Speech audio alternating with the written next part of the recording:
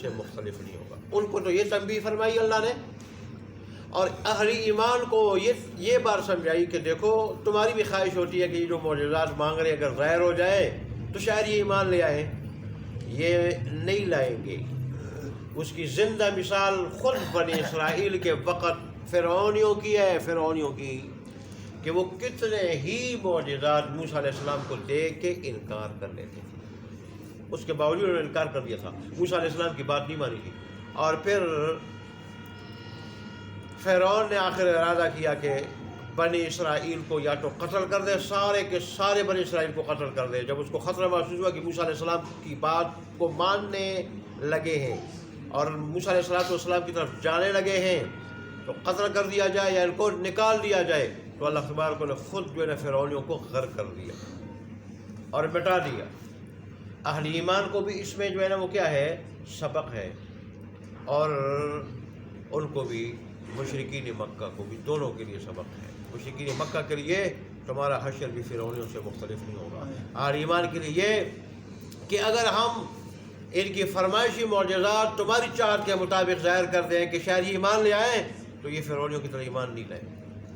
ضد، عنادی، ہٹ درمی آدمی جو ہوتا ہے اس کو ہدایت نصیب نہیں ہوتی. جیسے قرآن نے دوسری جگہ قرآن کا ارشاد ہے کہ اگر مردے ان کے بڑے آبا و اجداد وہ کھڑے ہو کے قبروں سے نکل کے ان سے باتیں بھی کریں، فرشتے ان کے سامنے آ جائیں، فرشتے، اور ان سے باتیں کر لیں، گواہی بھی دے لیں یہ اللہ کا رسول ہے، انہوں نے پھر بھی نہیں ماننا بات. جیسے فرعونی ایقنت انفسہم، ان کے دلوں نے یقین کر لیا تھا موسیٰ علیہ السلام اللہ کے نبی ہیں، اللہ کے رسول ہیں، لیکن مانتے پھر کیوں نہیں تھے؟ بظاہر کبھی جادوگر کہہ رہے ہیں، کبھی جادوگرہ کہہ رہے ہیں. کیوں؟ ہماری چودراہٹ ختم ہو جائے گی، ہماری قیادت اور سرداری ختم ہو جائے گی، تکبر اور غرور کی وجہ سے کہ ہم سردار ہیں، ہم بڑے ہیں، تو وہ ہماری بڑائی ختم ہو جائے گی. اس کے لیے اللہ کے نبی کو، نبی کی دعوت کو اور اللہ کی بھیجی ہوئی شریعت کو، ساری چیزوں کو ٹھکرا دیا، لیکن پھر اللہ نے ان کو رہنے نہیں دیا. یہ سبق ہے اس کے اندر، آیت کے اندر. جیسے ایک مرتبہ رسول اللہ صلی اللہ علیہ وآلہ وسلم یہود کے پاس سے گزرنے لگے تو انہوں نے سوال کیا کہ ہمیں بتاؤ اگر تمہارے اوپر وحی آتی ہے، اوپر سے آسمان سے وحی آتی ہے، اللہ کے نبی ہو، رسول ہو، تو یہ بتا دو موسیٰ علیہ السلام کو جو 9 نشانیاں ملی تھی وہ کون سی؟ تو بجائے سے کہ رسول اللہ ان 9 نشانیوں کا ذکر کرتے جن کا میں نے ابھی ذکر کیا، اور رسول اللہ نے ان کو وہ 10 احکام بتا دیے جن میں سوائے ایک حکم کے باقی احکام میں وہ اور وہ برابر ہیں. اب یہاں مفسرین نے ایک نقطہ بیان کیا ہے کہ رسول اللہ صلی اللہ علیہ وسلم سے تو انہوں نے سوال کیا 9 نشانیوں کا، اور انہوں نے 10 احکام بتا دیے. تو وہ کہتے ہیں کہ رسول اللہ صلی اللہ علیہ وسلم کا جواب ان کے سوال کا یہ اعلیٰ اسلوب الحکیم تھا، یعنی رسول اللہ کا منشا یہ تھا کہ تمہیں اگر ان 9 نشانیوں کا پتہ چل جائے تو اسے تمہیں کیا فائدہ پہنچے گا؟ ان نشانیوں سے تمہیں کوئی فائدہ نہیں پہنچے گا.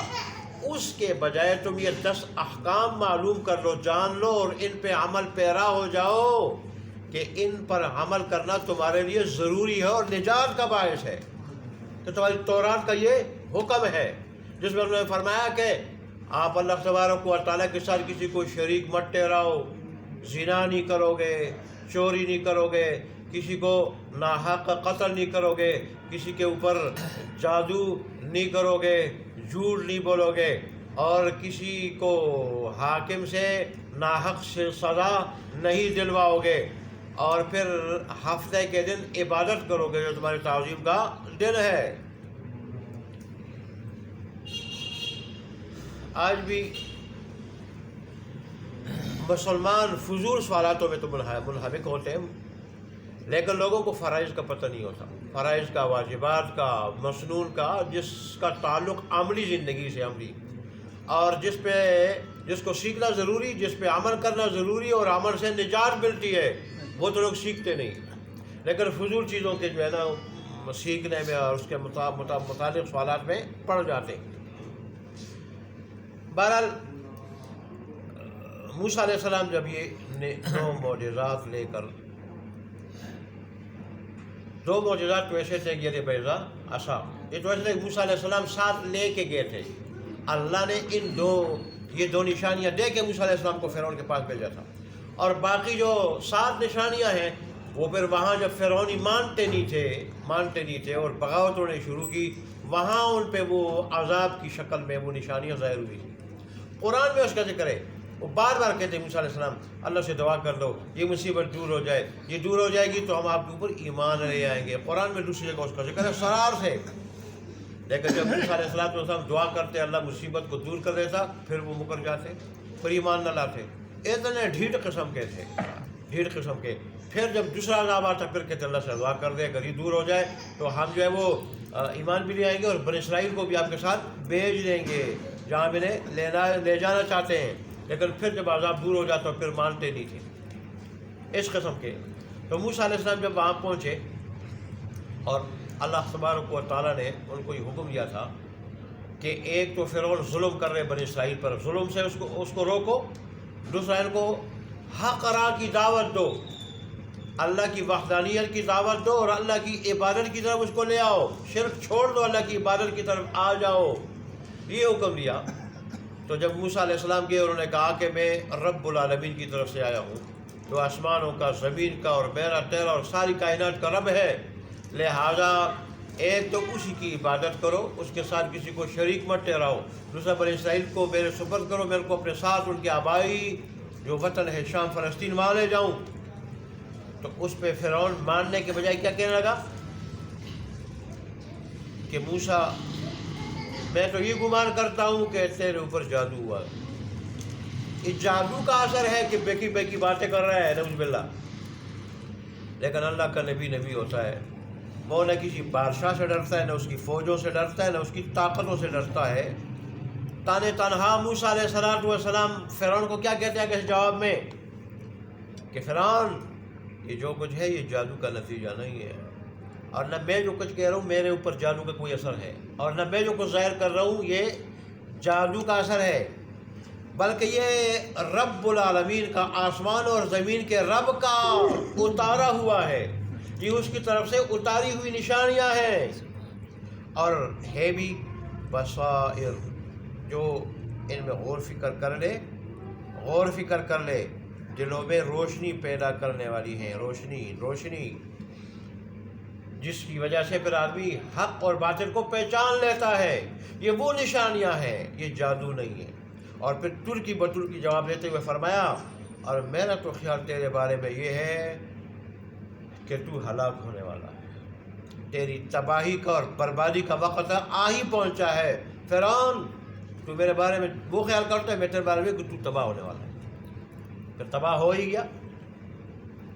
پھر جب فرعون نے ارادہ کیا کہ ان کو زمین سے کیا کرتے ہیں نکال دے، مفسرین یہاں لکھتے ہیں کہ فرعون تذبذب کا شکار تھا.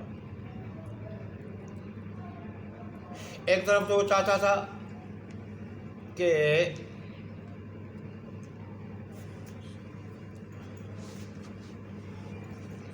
موسیٰ علیہ السلام بنی اسرائیل جیسے ان کی طرف جا رہے ہیں، ان کے معجزات دیکھے، ان کی طرف جا رہے ہیں تو وہ تو ظاہر ہے لاکھوں کی تعداد میں. تو یہ نہ ہو میرے خلاف ایک منظم طاقت بنا کے ہمارے اقتدار کے اوپر قبضہ کر لے. پھر کسی کاہن نے یہ بھی بتا دیا تھا بنی اسرائیل میں بچہ ہوگا، اس کی وجہ سے تیرے اقتدار کا خاتمہ بھی ہوگا. وہ بچہ یہ پیدا ہوا تھا کہ اللہ نے اسی کے محل میں پرورش کرائی اور اللہ نے اسی کے محل میں بڑا کیا، اس کو جوان کیا اور پھر نبوت دی. یہ تو وہی بچہ بڑے ہو کے اور جوان ہو کے اور نبی بنا. تو ایک طرف جب یہ دیکھتا تھا تو وہ چاہتا تھا کہ ان کو نکال دے، ملک بدر کر دے. لیکن دوسری طرف جب دیکھتا تھا کہ ہماری کاشتکاری، تعمیر اور مرمت کا کام اور مزدوری اور کمائی، یہ سب کچھ سارے کام ہماری خدمت بنی اسرائیل کر رہے ہیں، نکل جائیں گے تو پھر تو ہماری معیشت کیا ہو جائے گی، ٹھپ ہو جائے گی. تو پھر وہ ارادہ ملتوی کرتا. تو اس پریشانی اور اس کا وہ کیا تھا؟ اس کا شکار تھا.